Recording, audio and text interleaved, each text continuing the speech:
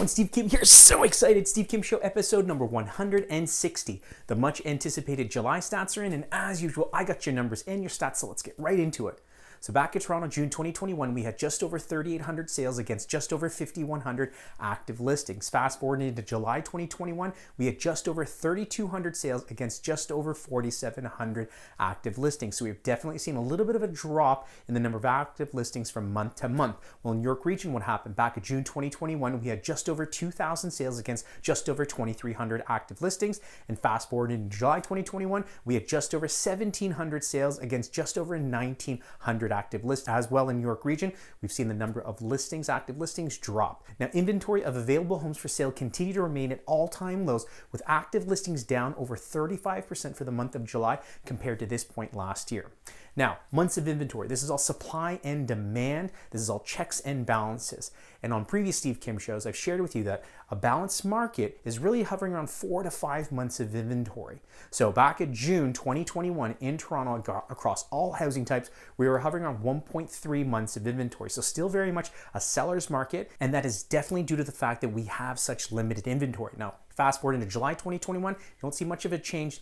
The months of inventory has now crept up just a little bit to 1.4 months of inventory, but this is still very much signaling a strong seller's market due to the fact that we have a lack of supply. Well, in York Region, what happened back in June 2021 across all housing types, months of inventory was hovering around 1.2. Fast forward into July, it drops just slightly to 1.1 months of inventory. So still very much a strong seller's market in York Region. And don't forget, this is across all housing types.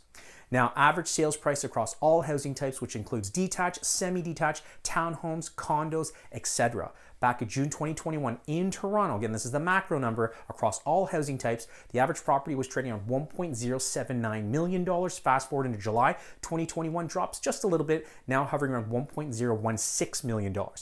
Well, in York Region, what happened? For the average sales price of a property back in June 2021 was hovering around $1.24 million. Fast forward into July 2021, creeps up just a little bit to $1.271 million month over month. Now, year over year, this is the number that we should be paying attention to. This gives us a good broad scope of what's been happening in real estate when we look at the year over year numbers. So the average property in Toronto back in July 2020 was trading on $1.017 million. And like I just shared with you, that average property now is trading on $1.016 million.